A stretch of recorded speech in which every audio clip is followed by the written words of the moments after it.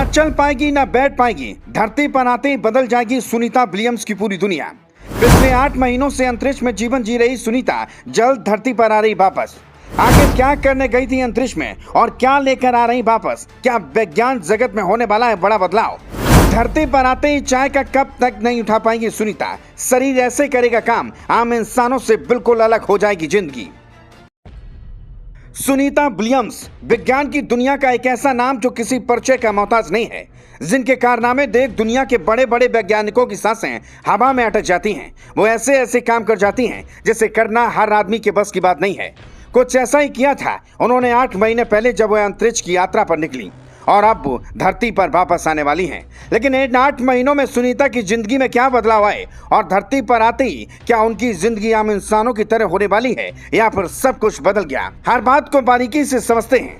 बता दें, पिछले 8 महीनों से सुनीता विलियम्स अंतर्राष्ट्रीय अंतरिक्ष स्टेशन यानी ISS में हैं। अब वह पृथ्वी पर लौटने की तैयारी कर रही हैं। अंतरिक्ष में बिताए गए लंबे समय के बाद उनका शरीर कई बदलाव से गुजरेगा। पृथ्वी की ग्रेविटेशनल फोर्स के प्रभाव में आने के कारण उन्हें कुछ शारीरिक और मानसिक चुनौतियों का सामना करना होगा।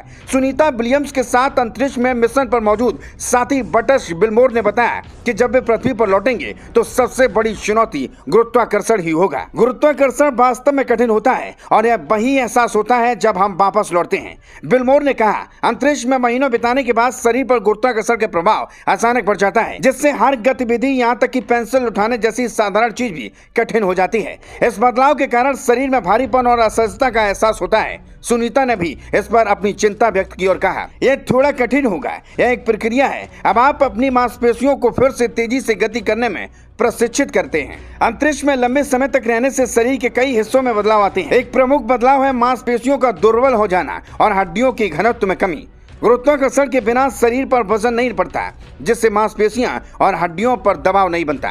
इसके परिणाम स्वरूप अंतरिक्ष यात्री प्रति माह अपनी हड्डियों को 1% तक हो सकते हैं। लेकिन वह जानती है कि इस स्थिति से निपटने के लिए एक कठोर पुनर्वास कार्यक्रम की आवश्यकता है, ताकि मांसपेशियां और हड्डियां अपनी सामान्य स्थिति में वापस आ सकें। अंतरिक्ष में बिताए गए समय के दौरान शरीर के तरल पदार्थों का वितरण भी बदल जाता है। अंतरिक्ष यात्री अक्सर फूले हुए चेहरे और पतली कलाई जैसे लक्षणों का अनुभव करते हैं।